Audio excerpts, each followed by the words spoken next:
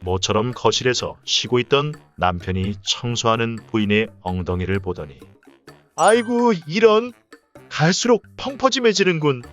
저기 마당에 제일 큰 김장독하고 크기가 거의 비슷한 것 같네 하며 부인을 놀렸다. 부인은 못 들은 척하고 자기 일을 했다.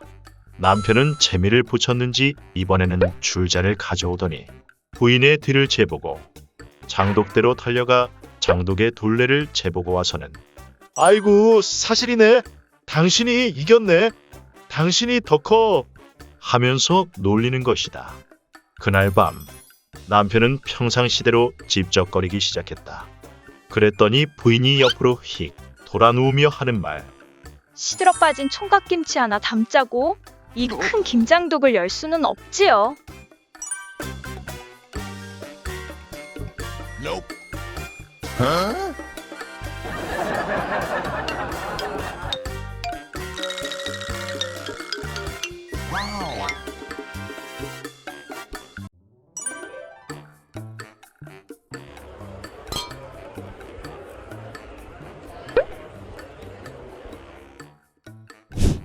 어느 시끌벅적한 술집.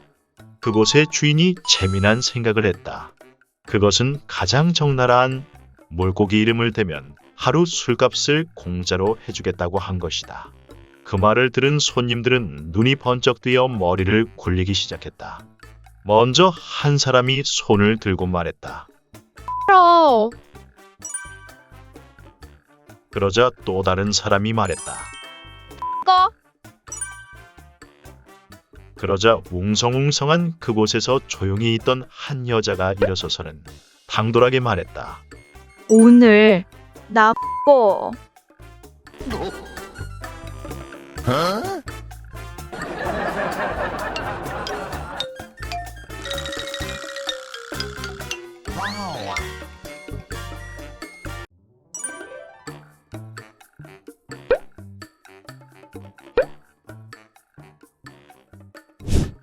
어느 마을 농부가 구청 상담원에게 상담을 했다.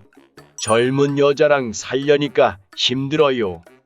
일을 하다가 그 마음이 생기면 바쁘게 집에 가는데 도착도 하기 전 도중에 힘이 빠져버리거든요. 저런, 그럼 이렇게 한번 해보시죠. 어떻게요? 아내를 들로 부르는 겁니다. 예끼, 여보슈. 아내를 부르려면 내가 집으로 가야잖소. 새 쫓는 총을 가지고 나가서 그 생각 날 때마다 쏘세요. 그 총소리를 듣고 아내가 달려오게 하면 되잖아요. 그거 참 기가 막힌 생각이군요. 한 달 후, 농부의 근황이 궁금해진 상담원이 농부에게 전화를 해서 물었다. 요즘 부인이랑 관계가 좋으십니까? 그러자 농부가 하는 말. 아이고, 말도 마슈. 요즘 사냥철이 아닙니까? 사냥꾼들이 여기서도 탕, 저기서도 탕. 그때마다 여편네가 행방불명이 되는 바람에 죽으라 찾아다니고 있어.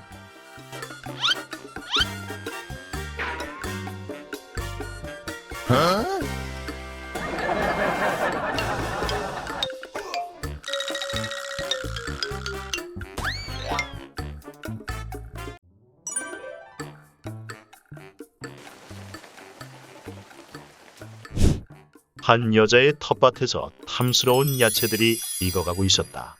그런데 그중 토마토만이 전혀 익지를 않는 것이다. 이것저것 다 해봐도 토마토는 계속 파랗게 있을 뿐이었다.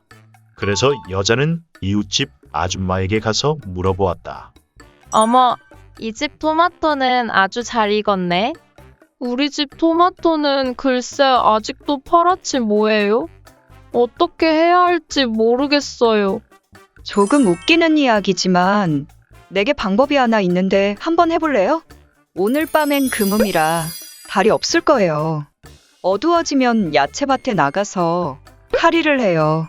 토마토들은 어둠 속에서도 볼 수 있기 때문에 당신을 보면 부끄러워서 얼굴이 빨개질 거예요. 그럼 내일 아침엔 빨갛게 익은 탐스러운 토마토들을 볼 수 있을 거예요. 정말 웃기는 이야기였지만 여자는 시도해보았다. 다음 날 옆집 아줌마가 놀러와서 해보았냐고 물었다. 어때요? 해봤어요? 네, 하긴 했어요. 하지만 토마토들은 아직 파래요. 그런데 오이들이 전부 한 10cm씩 길어졌지 뭐예요?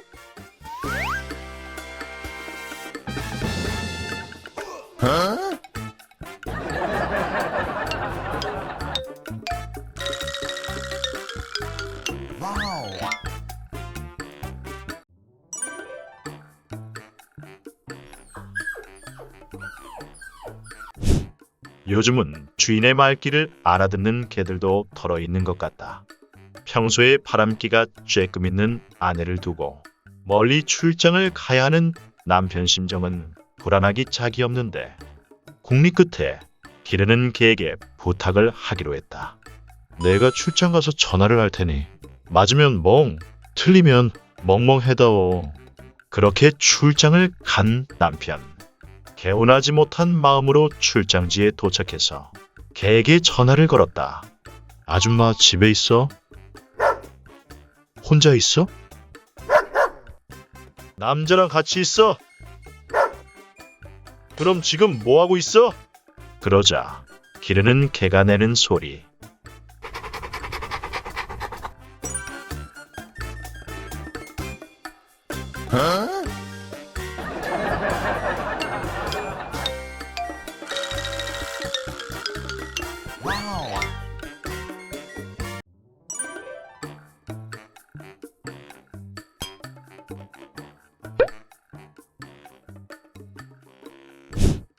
세 명의 남자들이 술을 마시고 있었다. 그중 한 남자가 먼저 힘자랑을 했다. 어젯밤에는 4번을 했어. 그랬더니 아침 밥상이 달라지더군. 이거 나 원참. 그러자 두 번째 남자가 말했다. 아, 나는 6번을 뛰었더니 아침에 상다리가 부러지도록 밥상을 차리더군. 두 명이 말하는 동안 가만히 있던 한 명이 슬그머니 말했다. 나는 겨우 한 번만 했어. 겨우 한 번만 했다고? 둘은 비웃으면서 아침에 어땠냐고 물었다. 그러자 마지막 남자가 하는 말. 제발 아침 식사 준비 좀 하게 해달라더군.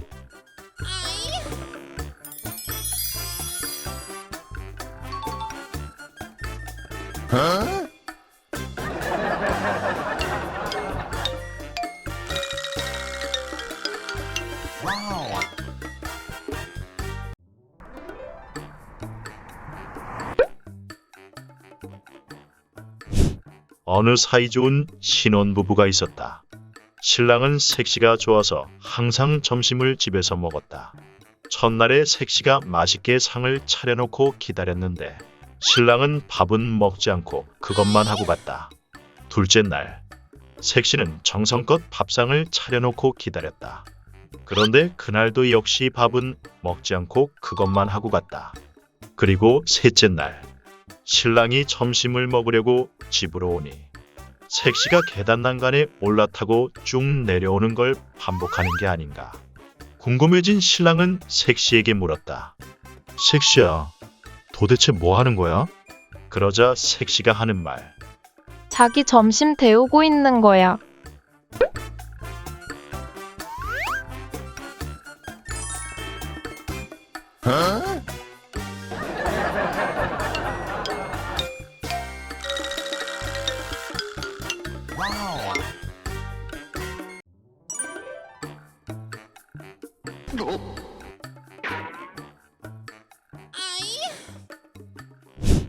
시도 때도 없이 덤벼드는 남편 때문에 힘들어하던 부인이 있었다.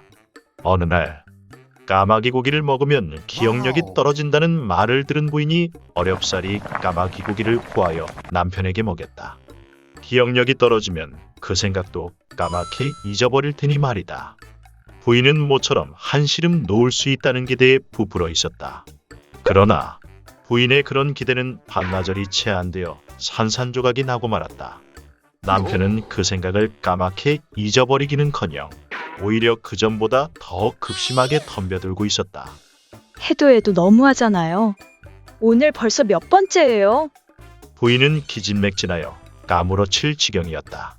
그러자 남편이 하는 말. 몇 번째라니? 오늘 처음이잖아.